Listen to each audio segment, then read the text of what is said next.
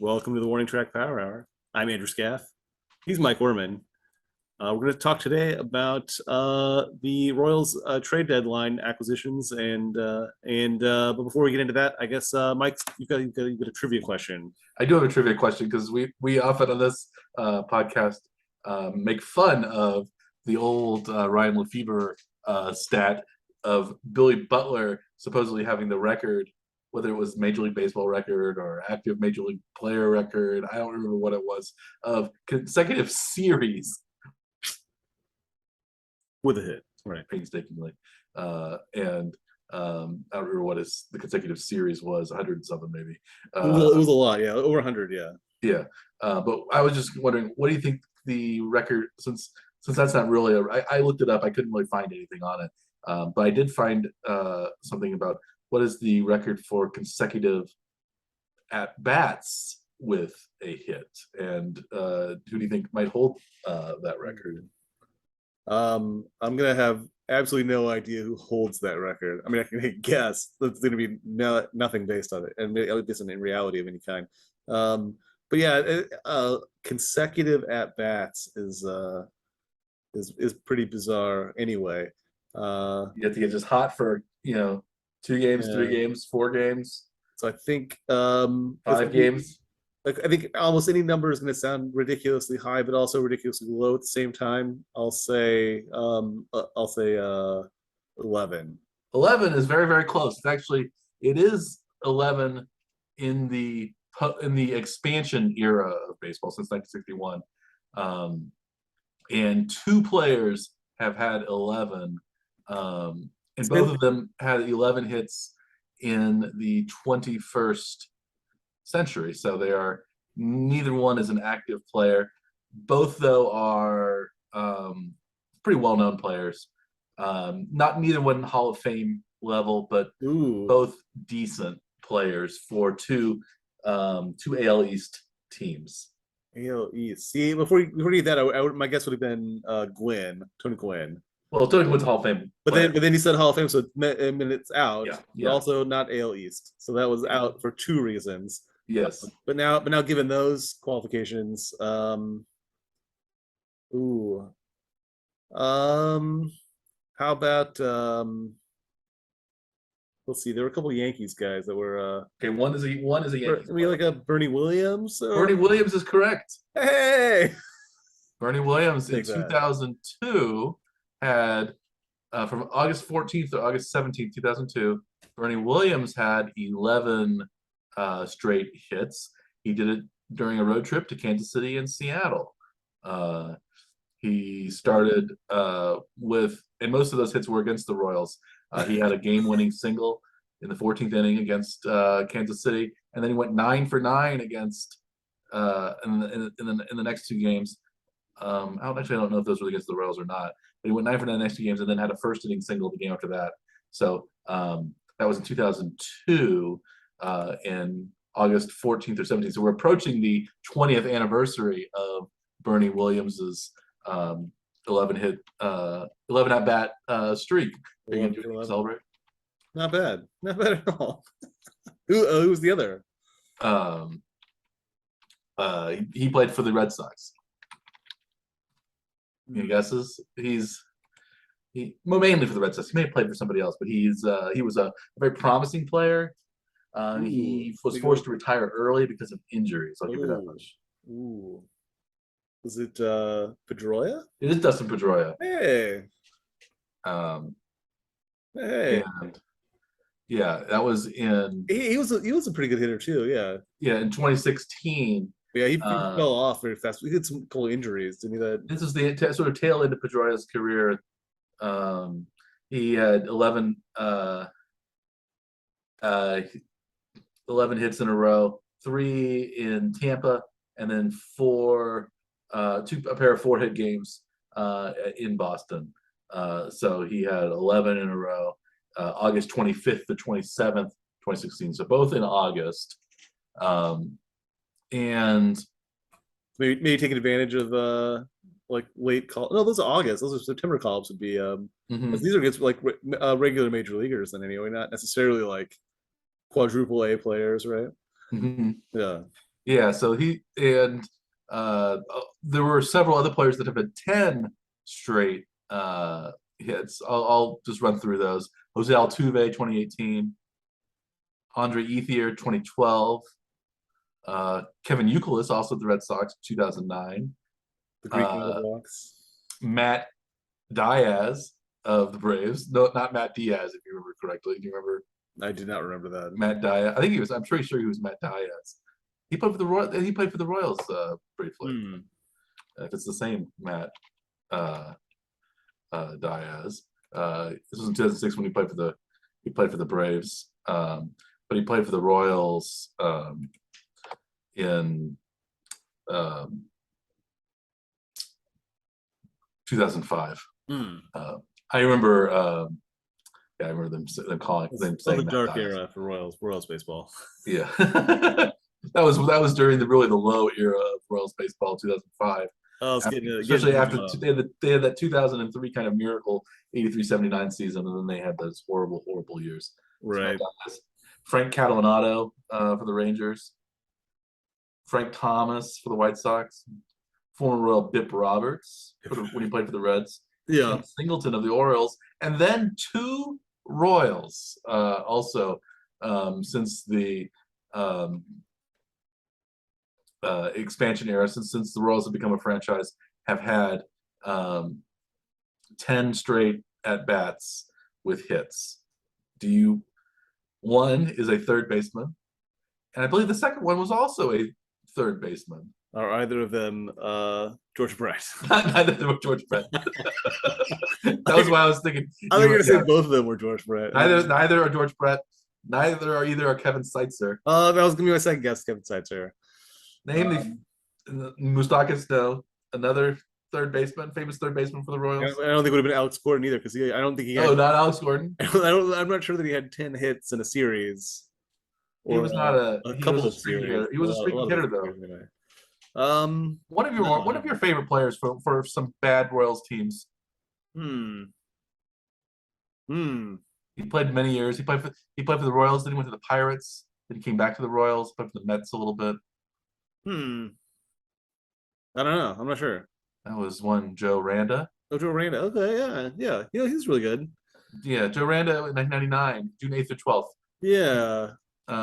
He Joe had Randa. he had two home runs over that streak, drove in 8 RBIs and scored 6 runs during his hit streak. So that was a Not bad. pretty productive. That was back in 1999 while we were in college.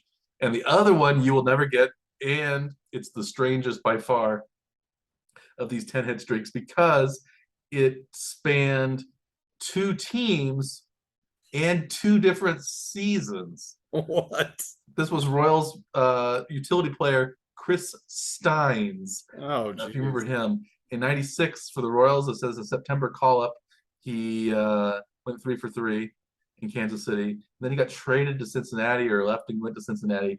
And then he went 7 for 7 in his first 2 games as a Red in August of '97. So he had almost a full calendar year in between his first three hits and his final 7 hits. Wow. Seven. There we go. Final 7 hits. But Chris Steins, yeah, I think that's an interesting little factoid right That's a there. true piece of trivia there, right? Yes. But there was actually a 3-way tie, however, in baseball history for Major League history for 12 at bat hit streaks. So just one more than the modern Yeah, 3 of them. expansion era. The first to do this was 1902, Johnny Kling, Kling. I'm sure you remembered him well. Of course. Oh, Johnny Kling. The second was 1938, the Red Sox Pinky Higgins, and Walt Dropo of the Detroit Tigers in 1952, the year my father was born, was also 12 hits in a row, and that was the most recent 12 at-bat hitting streak. So That's pretty crazy. It's interesting that it's only one more game than the expansion era record then, right? yeah, and you would think like I would have guessed maybe there'd be like somebody like Barry Bonds or somebody like because he walked so many times and he had such a Yeah. high on base percentage. Like maybe he could have gotten a streak like that over, 5 or 6 games at one point. Right, but he But might that would only be get like like one consecutive at bat in the game though, too, and then the odds of getting a hit in that single at bat may be lower. lower, You yeah, walk so much.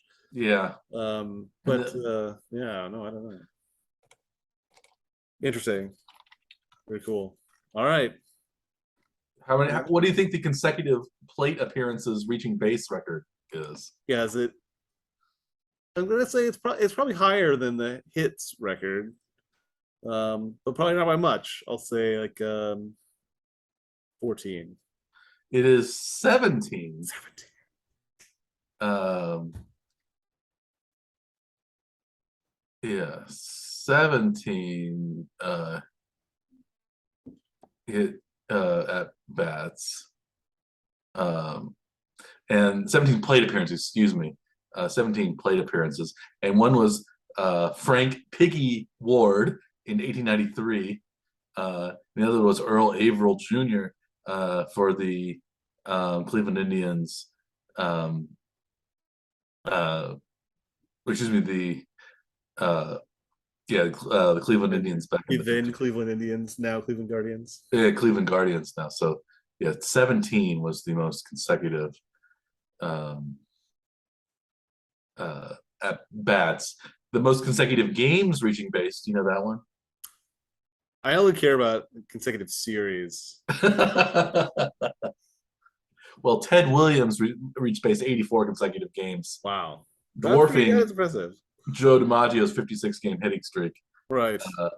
Which So, to me, that's a more impressive. That's a more impressive streak than just.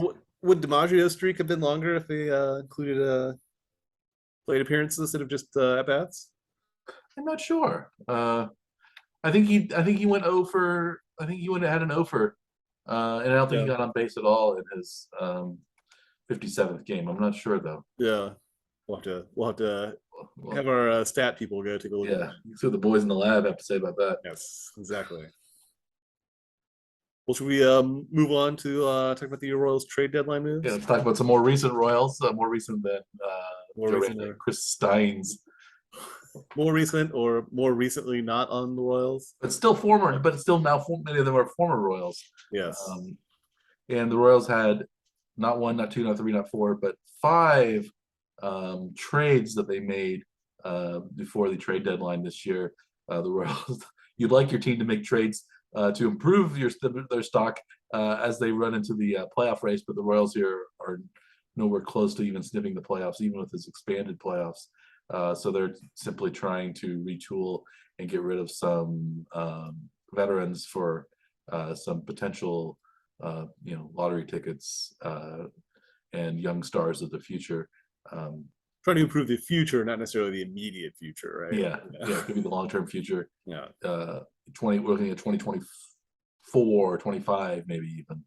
That. Yeah, I mean, hope you'd be able to improve, 1 year out, but like with some of these moves, it seems like they're thinking more even further out. Yeah, got a lot of A-ball players.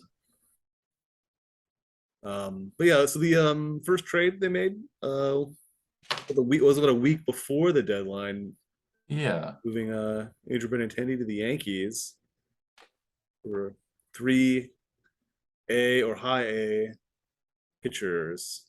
Yeah, those were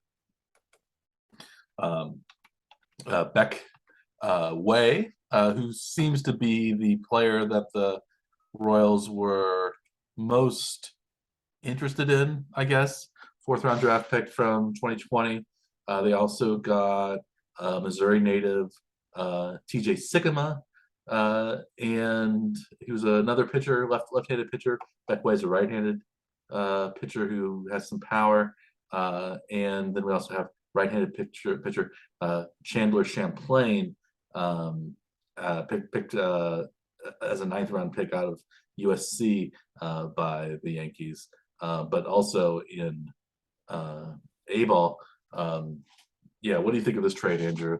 The Royals got 3 players back. For Benintendi, who probably wasn't coming back, but do you think they could have done better? I think they absolutely had to have done better. I find this trade completely baffling to me, at least anyway. It doesn't make a lot of sense on most levels. How it's constructed the return for their sole all-star representative just a week earlier, basically, right at the all-star game. And this seems to be rather lacking in what they got, I Do think. you think vaccination status played a role in the lack of return? In devaluing Benintendi. Yeah, like why the Yankees? It, Why would they want this guy who can't play against Toronto? it certainly did has to it definitely did not improve his stock at the deadline. But if it, I'm not sure if you can really evaluate what his value is, especially as early in the trade season as they made this deal. It was like a whole week before the deadline. It seemed like if you thought he had some value, you might hold on to him until the deadline and then take the best deal you've got left on the table. But making the deal a week early and then this as the return, I'm not quite sure what to make of this. Honestly, Yeah, I find it for the Yankees, it seems baffling. pretty good. You think, other than the fact that they can't play in Toronto, or maybe even at Yeah, the end of the season, you get rid of Joey Gallo, who's been terrible for them. I guess Benintendi can play you can take Gallo's place in the lineup and be a kind of utility guy, outfielder, first baseman, other maybe even other positions in a pinch for um, for uh, for the Yankees. But yeah, it's hard to see and being him. solid defensively too. I think which I should be Mhm. looked. I think because he's He can play all three out. He can play all three outfield positions pretty well. yeah. He can play first base decently. He can hit pretty well and well enough to, if you need a DH in a game, he can fill in as DH. And former, he knows the AL East pretty well. Former Red Sox player, young guy still, so maybe somebody the Yankees could re-sign for a longer deal. He wasn't going to get a longer deal probably in Kansas City. Right. And he's in his contract year too. Yeah. So he should be playing at his best to get the best contract he can. And but for some reason, well, let's not get vaccinated. That doesn't make any sense if you want to sign a decent contract. But Well, yeah, there was an initial talk that maybe the AL East would be not interested in Benintendi just for the opportunity of having to play potential playoff games in Toronto with Toronto playing well. Well, apparently, vaccination status was not an issue either, because we'll talk about our next trade with Whit Merrifield, who was traded to the Blue Jays. Yeah, The only problem was that he cannot enter Canada, right, at least at this point. Right. Well, I mean, But just before we move on, though, yeah, I would say though that the Benintendi just seems like from like constructing a trade, just the business side of it. The thing that makes the most sense is that you would ask for like the player that's now going to be blocked by the player that you were trading to this new franchise. You're creating another log jam basically in the outfield. So it seems like you would like the top AAA outfielder would be like the number one guy you'd ask for because they have less chance of making to the majors now. yeah. I guess It the doesn't seem Yankees like that don't feel was like they have that guy, maybe, I or the Royals didn't feel like, because that guy would have replaced Gallo, I suppose. right. Well, he's probably already blocked by Gallo, right? Yeah. And So then, but did Gallo move at the deadline, or he's still there, isn't he? I think he's He'll just be a pinch hitter, and hopefully, like for them would be like a guy that would come in and hit a home run in the playoff game or something, right? yeah. Gallo has gone to the Dodgers. Oh, they did move Gallo. Okay. Yeah. Well, so yeah, so I don't. I mean, it still seems like maybe the number two outfielder in the Yankees farm system would be the guy that the Royals would want in this deal, just to have somebody that's close to the majors. Since the Royals were moving an outfielder, then they now have a spot for an outfielder. Well, Benintendi's gonna be blocking whatever outfielder they was about to get, a chance. So it just doesn't make a lot of sense from. Yeah. So if none of those, if they're not, the Royals aren't interested in any of those outfielders, the Yankees don't have an outfielder the Royals are interested in, or the Yankees don't want to part with an outfielder, then you'd think you'd still aim somewhere in the upper tier of the minor league system. Yeah, you want a double A guy, maybe at least one double A Yeah. person, or at least a highly sought after prospect the Yankees have. Yeah. So you have to you're getting away I from guess that's what Way. but these three guys they got, I think one of them was rated in the top 30 of the Yankees minor league system. So Yeah, it's a these guys aren't strange. even really It is a viewed little as bit of a prospects strange by the trade. Yankees. So why do the Royals want these guys? I don't quite get it. It's Statistics wise, I think they look fine, but I mean, they're yeah. still so far Who out. knows? The Royals could One have of just these. drafted these guys if they really wanted any of them. So, and because none of them are that far removed from the draft. Yeah. So I So don't quite understand what any of this, why the Royals wanted these guys and how they parted with well, you need to the get best somebody to trade replace them, I suppose. yeah, but why, Seems like why these guys or why this deal? It doesn't make much sense if you try to like look at what they got and what they gave up. mhm. It does not seem to add up to anything that makes Well, a narrative that you could like pitch if you're trying to like talk to your if you're doing making a startup or something and you're gonna like pitch a concept to somebody. I don't think no one would buy this. This doesn't make any sense. It doesn't make any sense. yeah. Well, Benintendi hasn't been lighting it up so far for the Yankees. He had a 1 for 23 start, which was basically worse than what Joey Gallo had been doing. But again, that's just the start. I think he's turned around the last couple of games, but um, Yeah, he's only hitting 176. He has drawn 9 walks though, so his on base percentage is still 341, which is well, actually, that's not so bad then. Yeah, yeah. But yeah, not lighting it up though by any means. yeah. He's driven in 5 runs in 11 games. It's not Okay, so he's come on the last couple of games then. not terribly impressive, but Well, I don't know. if Beckway though, or Sycamore or Champlain becomes a great player, maybe we'll be eating our words though, and saying tipping our caps to the Brain Trust down at One Royal Way, Kauffman Stadium. I mean, evaluating the trade today, I would give this the lowest possible score you could give a trade You would today. today you would give us you would give it an Maybe F. maybe reevaluating it later will be totally different. But right now, I would give Right. a flat F. I think Flat it's F. one of the Interesting. worst possible trades I don't know what I would give it. based on what I you think get today. I would give Maybe it it. plays out totally differently, and that's fine. But I would as of give it an I now, would give this it is an a I for terrible incomplete trade. because we have no idea. Yeah.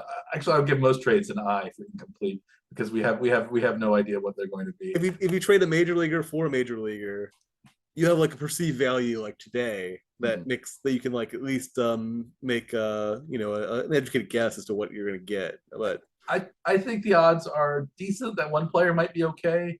So I would say maybe a C, just simply because there are 3 players and one of them, at least one of them, might make the Royals major league roster at some point, and probably not as good as Benintendi would be, but who knows?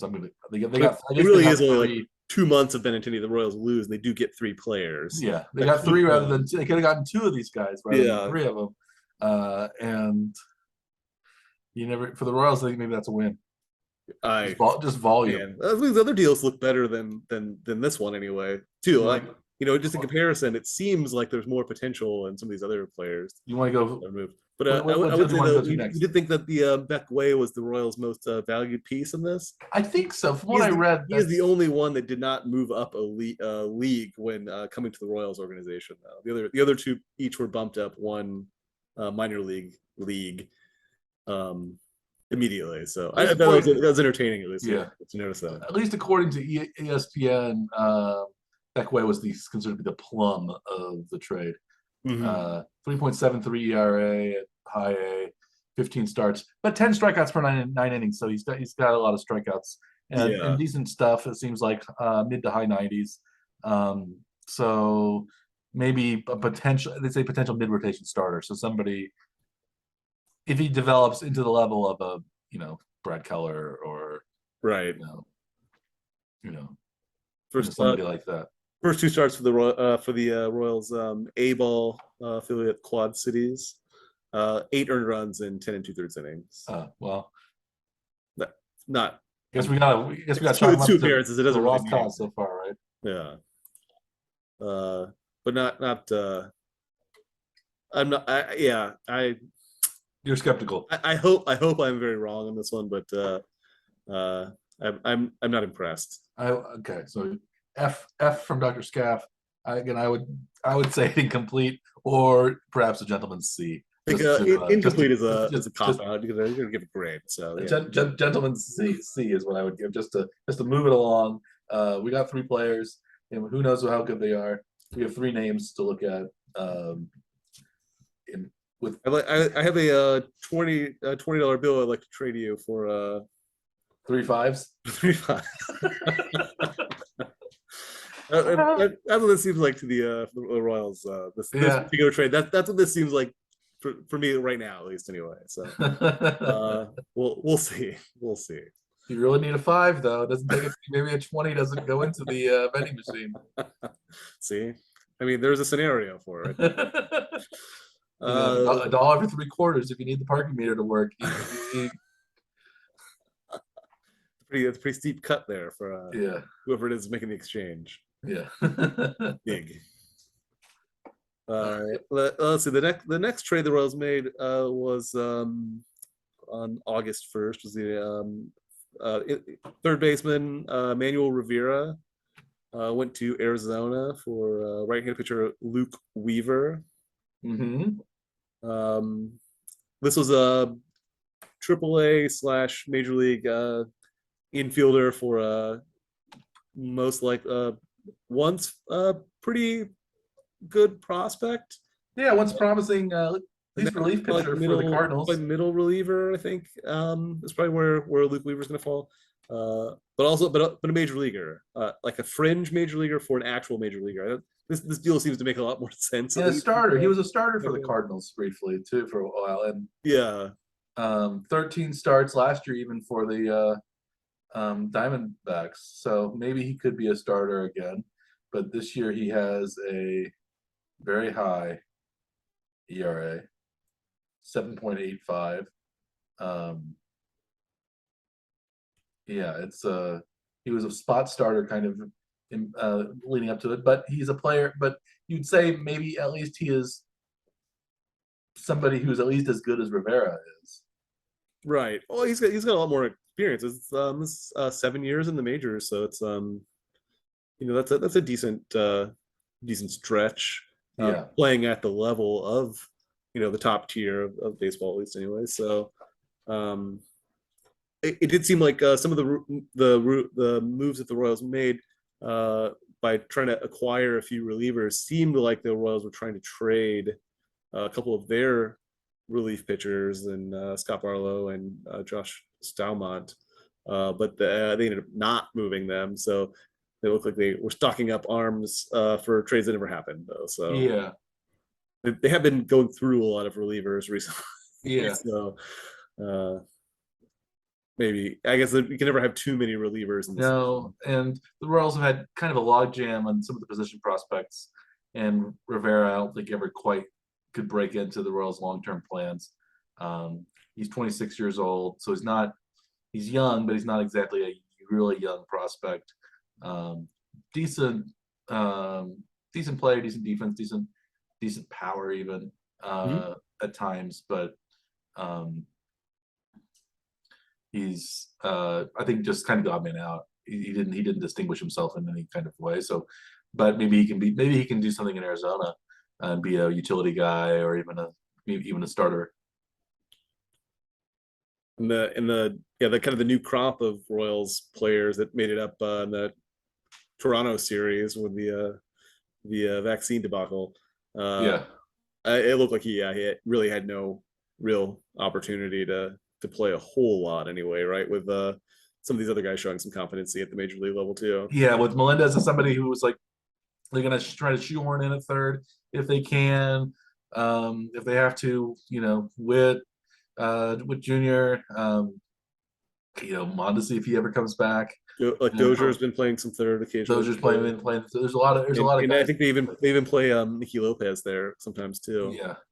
So they don't really need a third baseman, but nobody unless somebody like really showed up and became like this is my position and no one else can have it type of guy showed up, then they would they take that position for themselves, but that hasn't happened yet either. So but I thought the third baseman couldn't grow on trees according to former manager Ned Yost, right? Wasn't it? Was it a Dayton Moore thing, or is that Was a it Ned Dayton Yost Moore? thing? I thought it was a Yost thing. Maybe it was Dayton The Moore, third baseman tree, third yes. baseman tree. But apparently the Royals do have a decent third baseman tree right now, or at least Yeah, people that they can kind of hang off of the third baseman tree. right. Uh, that you know, they might be a second baseman or a catcher, but they can at least be a reasonable facsimile of a third baseman fruit. Right. Yeah. Yeah. So do you like that? What do you think of this trade, Andrew? You get the Um, last one and a half. I think it makes a lot more sense than the Benintendi trade makes. I think he gets some actual return for it. But I mean, neither of these guys are really that impressive, and they're probably not going to be in like the really like you're not going to build the franchise around either of those guys. So I don't know. I would put it somewhere, like in the B range. Okay, I was gonna say B2 because I think it's a decent. I think it's a decent swap. I think it might even be a B plus for the Royals. At least Weaver is an very up and down pitcher. Good season, bad season, good season, bad season, and this season has been a bad season. So maybe next season will be a good season. Right. If they get one good season out of him, they Fully can swap him for somebody else, or at least get a good season out of him, which is probably more than they could say for Rivera, who is likely not going to see much playing time. So I think that's I'll go as high as B plus even for that trade. Again, it's hard to get an A for a trade like that when it's so inconsequential. Right. But yeah, I don't think that. I think that was a good trade for the Royals. Yeah. Good. The next trade, same day, the Royals sent cash to Seattle for Anthony Masevich.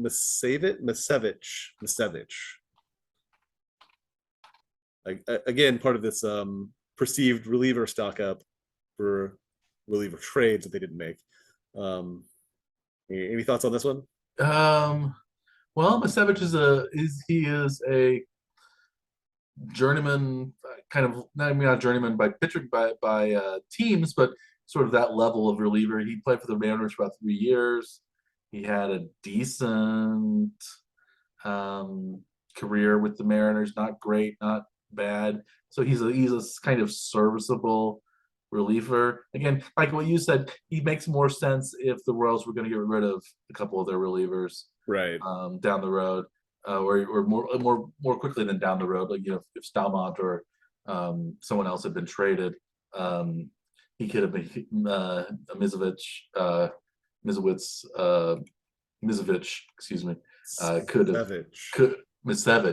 Misevich could have come in and replaced one of those guys. I suppose. I don't know. Usually the Royals are the ones getting cash from people for teams, for players. So at least here they're spending some cash. I guess. I guess the Royals didn't have anybody that was even Seattle was interested in it all. Seattle was interested at all. I don't know. It's one of those things where like, why? I guess they didn't want, or they didn't want to get rid of a player. They're like, well, we'll take some cash. But then usually those rosters are pretty full. You got to get rid of somebody anyway. So, but I guess, maybe the Mariners didn't want that person they were going to get rid of. So, right. Yeah, I don't know how to rate this trade. Yeah. How much cash was it? I don't think they announced. So they might say later, but Cash considerations. As far as I know, they have not announced how much cash was. I don't think they necessarily have to say what they. I would guess it's less than $1 million. Probably. I mean, they probably just bought the rest of his contract or something. That's probably what it was. Okay. Because I don't know that he had much left on his deal. If he even had a major league contract. Yeah, it just says purchased by the Royals. This is the official. He was DFA'd, so he was already designated for assignment, so he's been waived anyway. So the Royals probably gave him a little bit of money. Yeah, so. I think usually they may just have covered the rest of his salary, and they'll pay Nasevich's year out this way too, and then okay. So you get an arm, you get a body in the bullpen. Yeah. It seems the other Royals did assign him to AAA though, so he's not in the majors as of now, at least anyway. Even though he has spent some time in the majors, even this season. Yeah. Yeah. So yeah, do we need to evaluate this one or just anything here? There's really to evaluate here on the I don't know. It's one of the rating classic system. incompletes, or it's not even worth something. It's one of those check plus, check minus assignments. You know, the ones that Right, aren't worth even grading. right. It's certainly not a check plus, so maybe just do it a check. At least, Or just call it a C and move along. yeah, yeah. Yeah. All right. Should we save the best for last then? Probably for the entertainment conversation at least anyway. Oh yes, I know our listeners are on the edge of their seats, waiting for our analysis. So we should delay that as much as we can and talk about Exactly. Exactly. the Cam Gallagher trade. Yeah. So yeah, Kim Gallagher, Royals backup catcher, was likely to get even less playing time with MJ Melendez Mm-hmm. emerging this season as an competent catcher and hitting too. Now playing the field in sometimes odd spots. They've been playing corner outfield positions the last week, Yeah, strangely, making some mistakes out there. But traded Gallagher to the Padres for AAA outfielder Brent Rooker. yeah. Uh, I think that's a good trade for the Royals. Gallagher was not. As I said, he was kind of expendable, given the fact that Melendez is a solid backup catcher who is a better hitter than Gallagher is or will be already. mhm. And I think you need to find a place for MJ Melendez. He seems to be one of the cornerstone pieces of the future. Um, and Gallagher was a decent backup. Yeah, it was Played very solid. pretty well when Perez was hurt. Um, Calls a good game apparently. Seems to be a good guy in the clubhouse. I But think he'd worked with all the the Royals pitchers that had made their way to the majors in the last few years. He'd been working with them in the minor league system, so yeah, he was already comfortable with I think everybody that had come up from the minor league system. Um, so he was very serviceable backup, but yeah, just he's going to get squeezed out. So it made sense that the Royals made this move.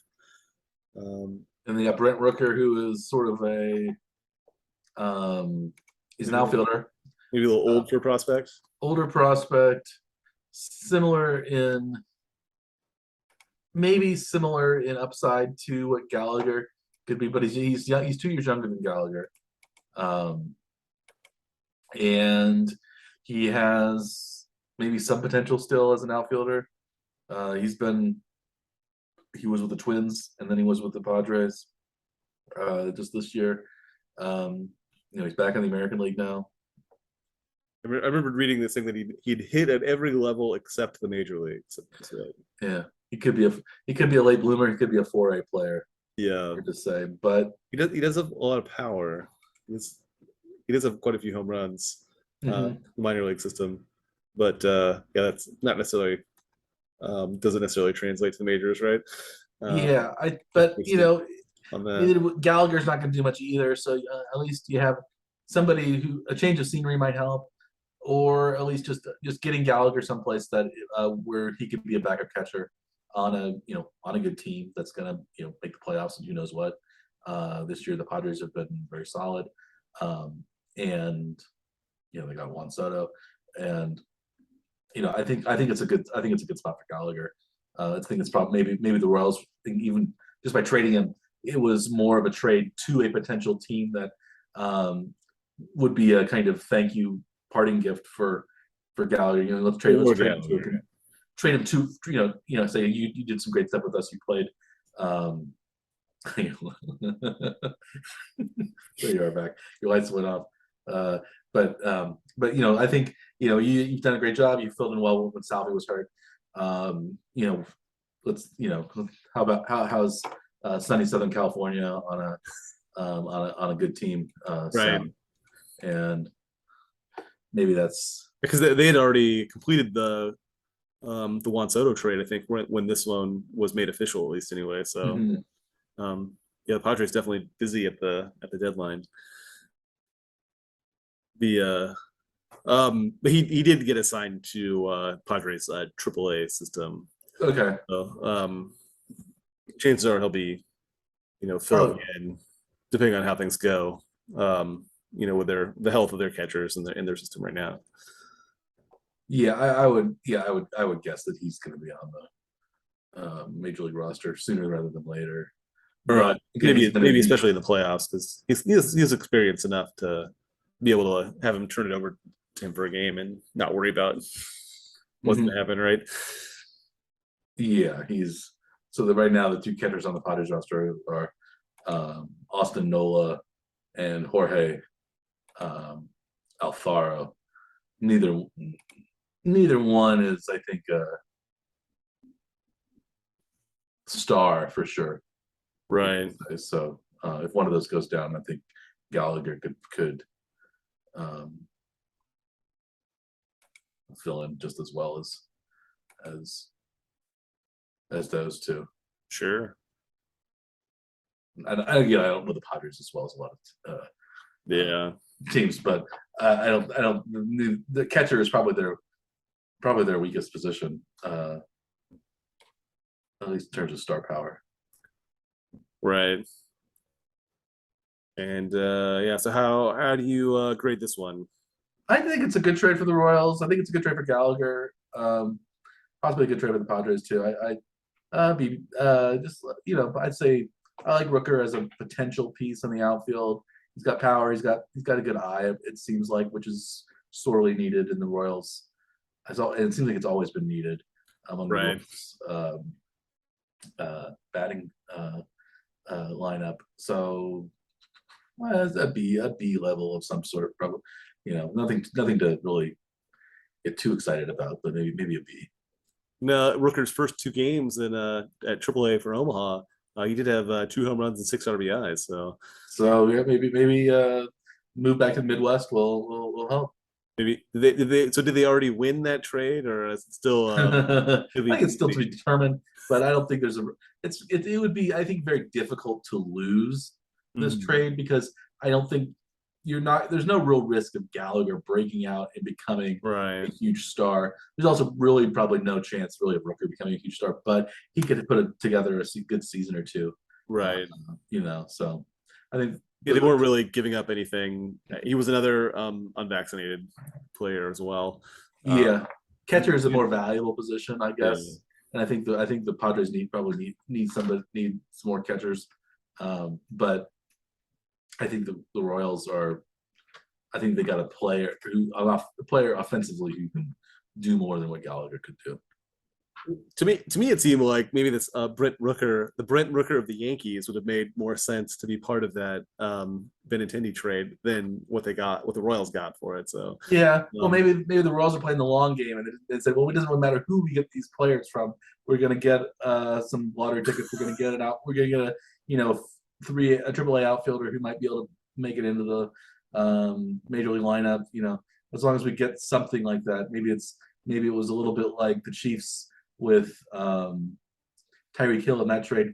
We're not going to replace Tyreek Hill with one person, but we're going to piece them together through free Smith agency and Schuster and Valdez Scantling and Sky Moore and all those these draft picks and things like that. right, It's sort of the classic Moneyball stance where we can't replace Jason Giambi, but we can recreate him in the aggregate. right. So maybe it's that. I don't think that's how they think. You don't think the Royals were the Royals were disparaged in Moneyball, that book, for taking Zach Greinke, which was like their only good draft pick of the last 25 years. So the Royals actually won that game. One. Well, and they detailed that huge comeback loss to the A's in that book too, right? Mhm. Um, It was in the movie. It was a big part of the movie as well.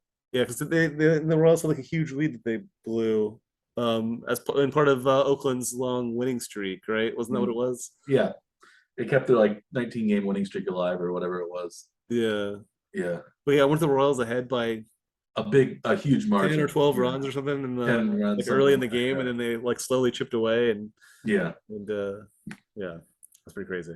Brad Pitt couldn't watch the game until they came back. I mean, Billy Bean. Brad Pitt, Billy Bean, yeah. So how about this last trade now, Mike? Whit Merrifield, unvaccinated Whit Merrifield to the Toronto Blue Jays, where you have to be vaccinated, for Max Castillo and Samad Taylor. Well, it's a trade that seems puzzling, especially since Merrifield could not enter Canada, which is where the Blue Jays reside. Half of their games are going to be played in Canada. Well, But to make it crazier too, the Toronto came out like the day after the trade and said that they were not going to require that Whit Merrifield get vaccinated, which doesn't seem to make sense either. maybe they just needed a road warrior. I think they just I think the way that he said it, I think he meant that the team isn't going to make him get vaccinated. He's going to get vaccinated, but it's not us telling him to get vaccinated. I see. I think that's all that was meant by it.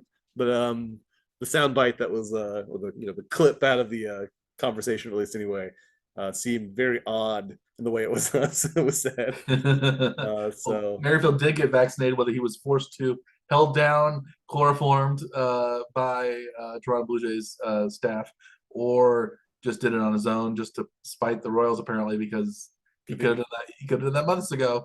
we weren't a contender, so there's no reason to get vaccinated if you're not contending. Just maybe he wanted. Maybe he's never really cared for the Toronto hotel, and just didn't want to make the trip up north and wanted to stay back in Kansas City. I have no idea. That seems a very strange turn of events. Like somebody who has these supposed ironclad principles, where I'm not going to get vaccinated and get this Bill Gates mind control thing, but then suddenly we got traded to the Blue Jays, who have a playoff are in the playoff hunt. Oh, I'll get vaccinated the next day and we'll be fine. He said he would be open to being vaccinated if his team was contending. And then Dayton Moore apparently was upset by that, but then like mirrored exactly what it said. So I don't quite understand any of that. None of it really made sense. So, but yeah, but apparently vaccinated almost immediately. They did play their first two series after the trade was completed. We're in the U.S. though. They were played a game I think in Tampa, and then a series in Minnesota. So there was still like this half a week or almost a week before anybody was going to know if Whit got vaccinated or not. But apparently he has. So that question has already been answered apparently.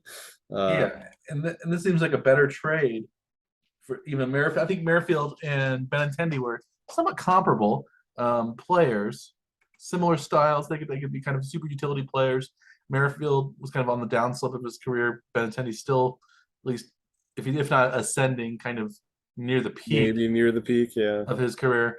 But yeah, I think the Blue Jays gave up much more than the Yankees did. At a higher level for sure. Yeah, Samad Taylor, second baseman prospect, and also Max Castillo, pitching prospect from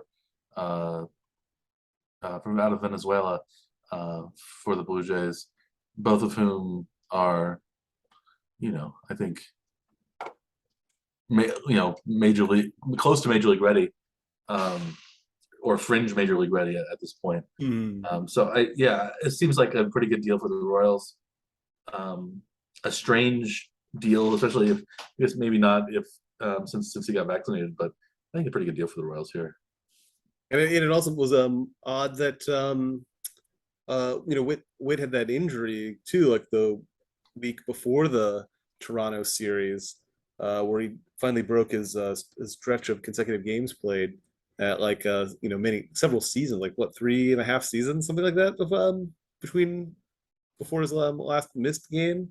And without maybe that injury wasn't really an injury, it was just maybe trying to keep the vaccination status under wraps. So who knows? Because if he wasn't going to be able to make the trip, then why would he get outed, I guess, for being not vaccinated. I'm not sure if that was how real that was after knowing the vaccination story later. But yes, second baseman for second baseman though in this case too, right? The top level second baseman that Toronto has, that now does not have a place because Whit slots in ahead of him. uh, with like this trade, like it actually makes sense at least anyway on paper, to get a major league ready player, for your maybe your team's best player, the face of the franchise for the last several years. Yeah, Um, yeah. Even if Benintendi was the better player this year, maybe even last year, with Merrifield is the probably the Royals' most popular player of the last 2 or 3 years, especially since at least since the post World Series run. He's probably been their top consistent performer. mhm. Yeah, and he Led the majors in hits a couple of times, even um, steals. steals. Yeah, And this Samad Taylor was also I guess pretty speedy too. Looks like he's and the Royals still full like base speed, numbers. even though it seems to have less importance in the modern game. Yeah.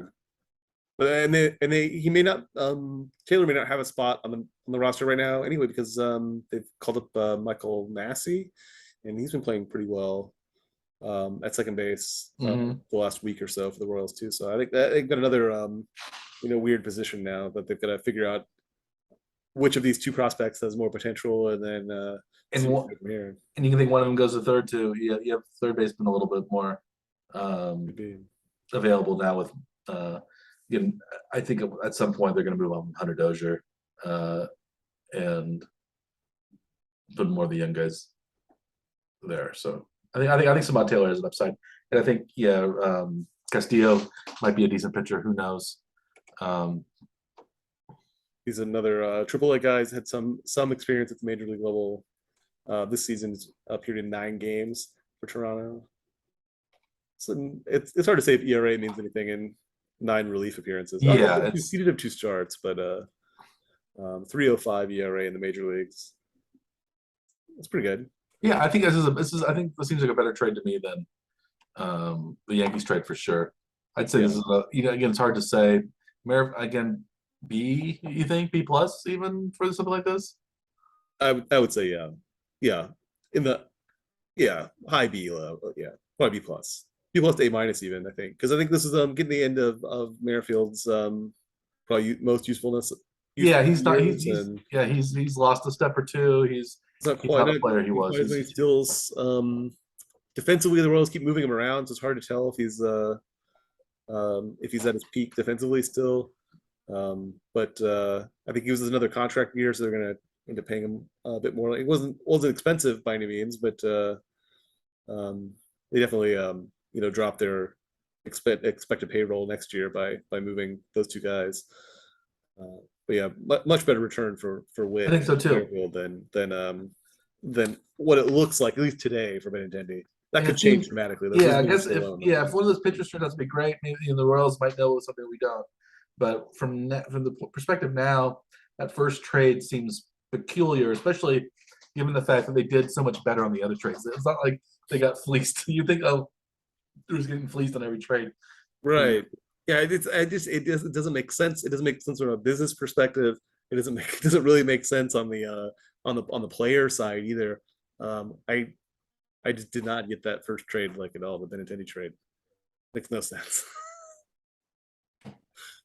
But the Royals tend to do like things that are, like not Royals haven't made a typical. whole lot of sense since 2015. At least 2017, they were still trying. They were still decent those last couple of years after the World Series year. They were still trying to run it back, but You could make a case that they were most of what they did wasn't very bright in some of those years too.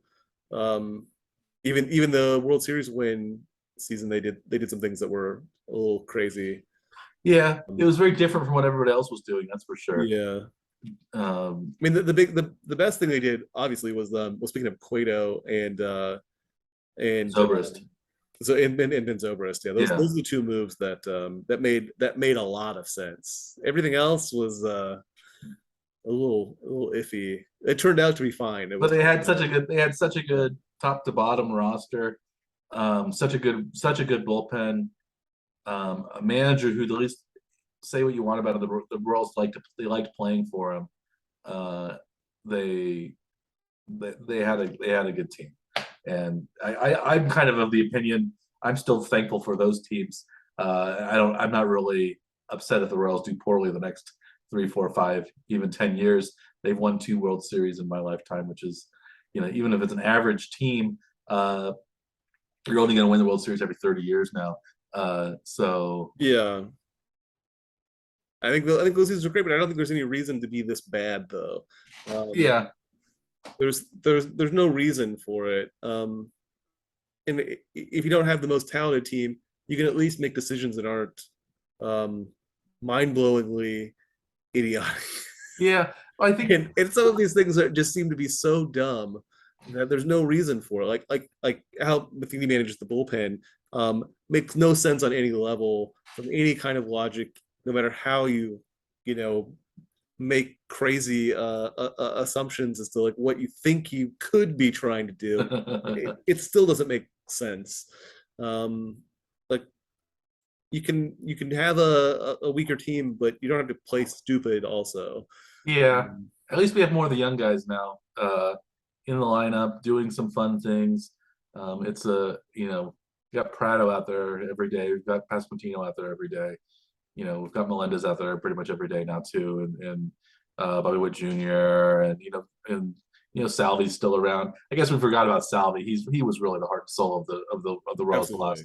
the Like last 10, 15 years. the whole team seemed to click around him, I think, Mhm. really. So I don't know that you would credit anyone in the front office or in the manager or the coaching roles um, before you credit Sal's personality and yeah, just his Yeah, it's got magnetism that self. he has.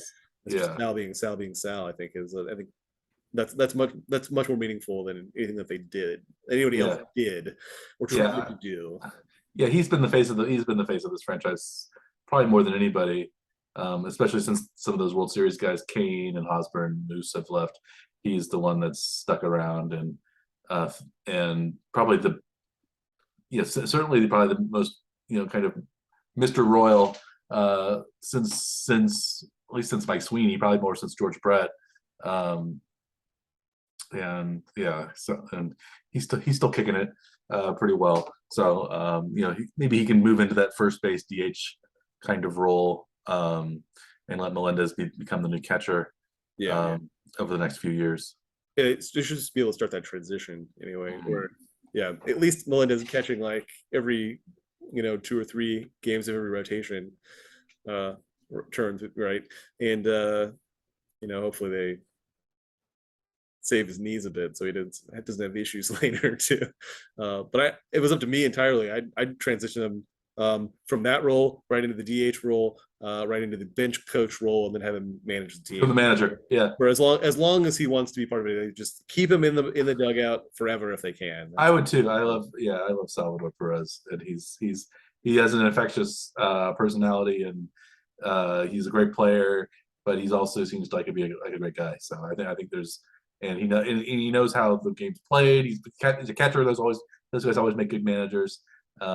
So yeah, and I think I wouldn't say that all catchers become good managers though. I wouldn't because I, we've got one I don't think is a good manager. Matheny, yeah. I guess the idea is that catchers seem to most people to make them most often make the best managers because they're the ones who are often the ones seeing the whole game in ways that the other players don't. Right. Well, this has been another excellent edition of the Warning Track Power Hour, our second since our triumphant return a couple of weeks ago, and we will hope to make this a more frequent endeavor over the next several weeks and months as the Royals season winds down and as the Chiefs season starts up. And we'll also have other interesting topics to discuss in both the world of sports and outside the world of sports, I hope, in coming weeks as well. As always, he has been Dr. Andrew Scaff. I have been Dr. Michael Werman. We have been the Warning Track Power Hour. Please like and/or subscribe to our various podcast channels, either or on our YouTube station. And we really appreciate your viewership or listenership. And we hope to see you again or experience your presence somehow in the ether again soon. How's that sign off, Andrew? It's great. Anytime you can experience our presence in the ether is a great way. Yes, that's a great sign off. Even though they've disproved the ether hypothesis, but I still think it's probably out there. I wouldn't support any science that says that doesn't exist. So That Michelson-Morley experiment stuff. what was that? I don't know. Michelson-Morley experiment from the just disproved that space was made out of ether. Oh, yeah, yeah. You remember that one? Probably before your time.